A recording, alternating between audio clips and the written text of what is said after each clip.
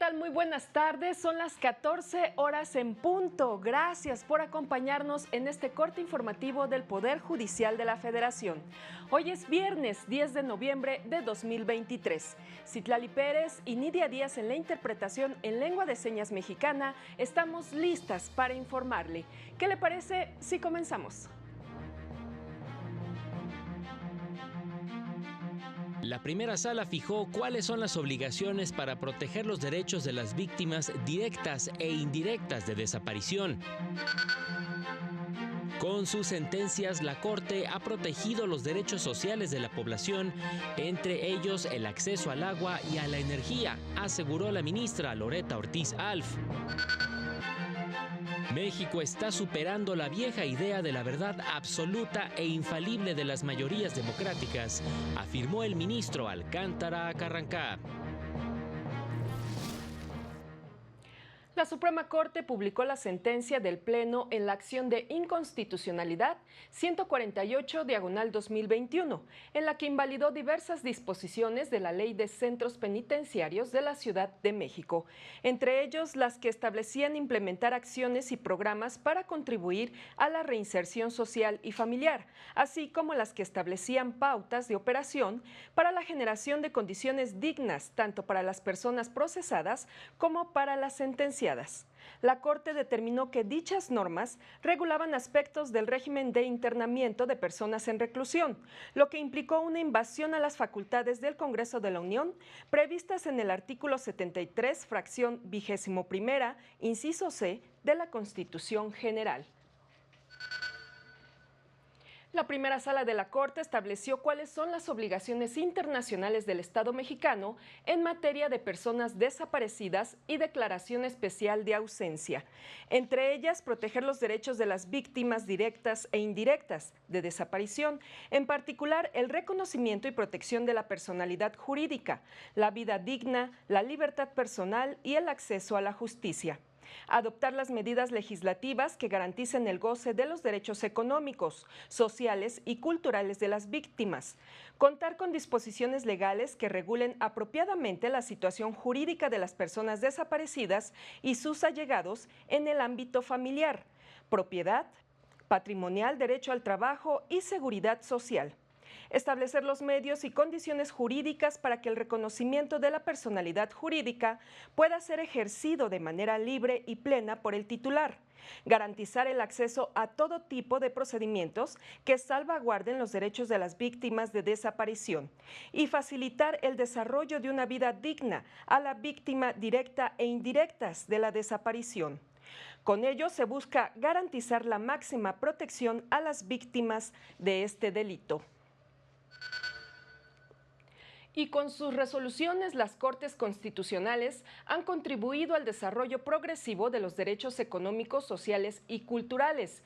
Durante la presentación de su libro La protección judicial de los derechos sociales, una aproximación desde las resoluciones de la Suprema Corte de Justicia de la Nación, la ministra Loretta Ortiz Alf destacó diversas sentencias de la Suprema Corte que protegen derechos como el acceso a la energía y el mínimo vital relacionado con el agua. Indicó que el reto es impulsar acciones que permitan la justiciabilidad de los derechos sociales y, sobre todo, vigilar que se cumplan las sentencias. Garantizar la no discriminación, la razonabilidad, la no regresión y lo importante es darle seguimiento. Y eso es lo que no hacemos en la Corte. ¿De qué me sirve decir que hay un derecho, por ejemplo, lo del agua, que se hubiera resuelto a favor, si no vemos porque se garantice la satisfacción del mínimo vital?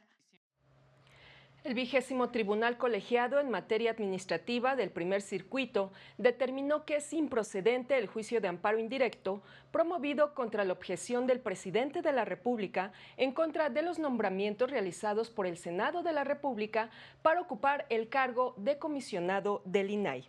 La objeción mencionada, emitida conforme al procedimiento de elección y nombramiento de dichos funcionarios, previsto en el artículo 6º, apartado A, fracción octava de la Constitución Política, actualiza la causa de improcedencia prevista en la fracción 23ª del artículo 61 de la Ley de Amparo, pues dicha facultad es discrecional y exclusiva del presidente de la República, por lo que no es susceptible de escrutinio judicial alguno. En más noticias, el ministro Juan Luis González Alcántara Carrancá indicó que los tiempos que se viven en el país requieren de abogados y juzgadores mejor capacitados y formados para impulsar casos y emitir sentencias mejor fundamentadas. Sobre todo los juzgadores. Es indispensable que las resoluciones que emitan estén mejor fundamentadas y apegadas a derecho con el fin de ganarse la confianza ciudadana. Al participar en el seminario La argumentación jurídica en México a propósito de la obra de Manuel Atienza en el ámbito teórico y práctico, indicó que ello resulta fundamental en el contexto actual, en el que la única verdad reconocida es la que difunde la mayoría en el poder. Los tiempos han cambiado. Los tiempos exigen el fortalecimiento dogmático de las capacidades naturales de argumentar de las y los abogados. Estamos superando, no sin regresiones autoritarias, la vieja idea de la verdad absoluta e infalible de las mayorías democráticas. La Defensoría Pública Federal dio a conocer que gracias a la intervención de la asesora jurídica especializada Miriam Cruz, una mujer identificada como Socorro, diagnosticada con esquizofrenia paranoide, recuperó sus derechos y bienes y su dignidad como persona, ya que a través de un juicio de interdicción fue privada de sus derechos y alojada en un cuarto de azotea con bienes y servicios limitados. A través de un amparo que resolvió a su favor, el juzgado 17º de distrito en el Estado de México recuperó sus derechos y fue reintegrada al núcleo familiar. La asesora le explicó que ella puede tomar sus decisiones por sí misma, realizar las actividades que le gusten y vivir con quien quiera, y que nadie más puede volver a tramitar un juicio de interdicción en su agravio. Nos enlazamos con mi compañero Óscar González, quien se encuentra en el edificio sede de la Suprema Corte, en donde se llevó a cabo la ceremonia de premiación del concurso de fotografía Derecho a un Medio Ambiente Sano, una mirada que invita a reflexionar. Adelante, Óscar, con tu reporte, te escuchamos. En la ceremonia de premiación del concurso de fotografía de la Suprema Corte de Justicia de la Nación. Efectivamente, muchas gracias, muy buenas tardes para todos. Y como parte de las actividades de la 7ª Semana Nacional de Desarrollo Sustentable 2023, la oficial mayor del Alto Tribunal, Gisela Morales González, habló del vínculo entre justicia y medio ambiente en el contexto de los 3 temas que se incluyeron en esta edición fotográfica: contaminación, pérdida de la biodiversidad y cambio climático. Vamos a ver. El papel de la Suprema Corte, de los jueces en materia ambiental, pues es muy importante, sobre todo en los últimos años. El derecho ambiental ha ido cobrando relevancia, entonces pues este ejercicio es muy importante no solamente dentro del Poder Judicial, sino para la sociedad en general y en materia de justicia. En el evento, Edgar Guerrero, director general de Planeación, Seguimiento e Innovación, informó que se trata del 7º ejercicio que se hace de esta naturaleza y contó con la participación de cerca de 100 personas que enviaron sus imágenes en las 3 instancias del Poder Judicial, con un total de 12 personas premiadas. Por ahora el reporte que tenemos. Muchas gracias por esta información, Óscar, y muchas felicidades a todos los participantes. Es momento de una pausa, no se vaya, será muy breve.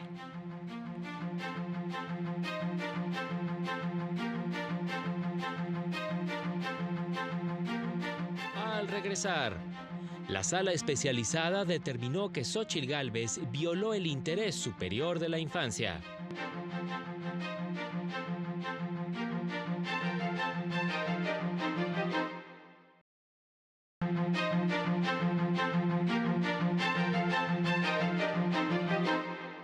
Ya estamos de regreso, gracias por su atención. La Sala Regional Especializada del Tribunal Electoral acreditó que la senadora Xóchitl Gálvez vulneró el interés superior de la niñez por la publicación de propaganda política en sus redes sociales en la que aparecen infantes. Sin imponer una sanción o medidas de reparación, ordenó dar vista a la mesa directiva del Senado para que determine lo que en derecho corresponda. Considero, así lo he hecho valer en votos que he generado al respecto y así lo haré valer también en esta ocasión, que la reparación se logra con la sentencia y no es necesario tener medidas adicionales. Entonces, por su parte, la Sala Regional Guadalajara confirmó los lineamientos del Instituto Electoral de Sonora, que establecen los criterios de paridad de género que deberán observarse en el proceso electoral actual. Lo anterior al confirmar la resolución del Tribunal Electoral de la entidad en el mismo sentido que impugnaba el partido Morena por considerar que eran inconstitucionales. La Sala reiteró que los partidos deberán postular candidatos de manera paritaria, ya sea que participen de manera individual o en coalición en los próximos comicios. Tal disposición no duplica el cumplimiento al principio de paridad de género, ya que la postulación prioritaria, tanto en lo individual como en lo colectivo, es el medio para garantizar el mandato de paridad. En tanto, la Sala Regional Ciudad de México confirmó que el PRI de Morelos deberá reintegrar al Instituto Electoral Local los remanentes detectados en la revisión de sus informes de ingresos y gastos de 2020. Al confirmar la sentencia del Tribunal Electoral de dicha entidad, desestimó la impugnación del partido sobre que la orden de devolver los recursos se fundó en un acto previamente declarado nulo, pues no se trata de una multa. La devolución ordenada es una obligación hacendaria, no una sanción, por lo que la autoridad electoral solo cumplió con las obligaciones establecidas en la legislación sobre la gestión adecuada de los recursos públicos.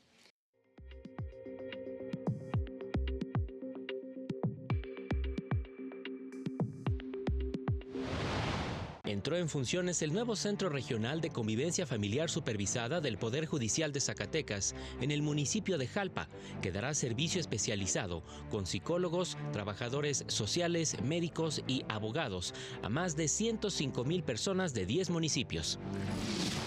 Autoridades del Departamento de Trabajo de Estados Unidos, encargadas de la supervisión del TEMEC, visitaron los juzgados de oralidad laboral en Querétaro para revisar el cumplimiento del tratado en relación a la implementación de la reforma laboral. Entre enero y septiembre de este año, el Poder Judicial de Michoacán ha realizado 21,311 audiencias del sistema oral penal, con 506 juicios concluidos y 436 en trámite. Ingresaron 7,203 causas penales y egresaron 9,501. El Consejo de la Judicatura de Nuevo León entregó la constancia de acreditación a los servicios que presta el Centro de Mediación Municipal de Juárez, donde se brinda atención ciudadana con mecanismos alternativos de solución de conflictos. Para el canal del Poder Judicial de la Federación, Jesús Daza. Gracias a Jesús Daza por la información. Y en sus redes sociales, la consejera Lilia Mónica López Benítez explicó que el Consejo de la Judicatura Federal funciona en pleno y comisiones. El pleno se integra por la ministra presidenta Norma Lucía Piña Hernández y 6 consejeras y consejeros. Las 6 comisiones son de administración, de carrera judicial, de creación de nuevos órganos, de disciplina, de adscripción y de vigilancia. Están integradas por 3 personas consejeras. De esta forma, este órgano del Poder Judicial de la Federación asegura la administración, vigilancia, capacitación y disciplina de las personas juzgadoras para el mejor desempeño en la impartición de justicia. Y la Comisión Interamericana de Derechos Humanos lamentó la ausencia de autoridades clave en el caso Ayotzinapa durante la audiencia pública para revisar la atención de las medidas cautelares y advirtió que no se ha cumplido con dar a conocer las acciones para avanzar en las líneas de investigación. Para alcanzar la identificación de los responsables con las respuestas de atender la comprobación de los hechos pero también de romper ese pacto de silencio que existe, porque hay un pacto de silencio que no ha permitido que el caso Ayotzinapa llegue a un desarrollo en la investigación para alcanzar la verdad y poder someter a la justicia a los responsables. Por su parte, familiares de los estudiantes desaparecidos y organizaciones de la sociedad civil expresaron su preocupación por el retroceso en el caso y solicitaron hacer uso de los mecanismos de supervisión de las medidas cautelares para acceder a los documentos militares. Representantes del Estado mexicano se comprometieron a esclarecer los hechos. Así concluimos esta emisión. Soy Citlali Pérez. Lo invito a mantenerse en la señal del canal del Poder Judicial de la Federación y a seguir a las 19:30 horas nuestro avance informativo y a las 20:30 horas el noticiero nocturno. Este sábado a las 18:30 horas siga Semanario Judicial, resumen de noticias del Poder Judicial de la Federación, con su repetición el domingo a las 10:30 de la mañana. Gracias por su atención, que tenga un excelente fin de semana. Hasta pronto.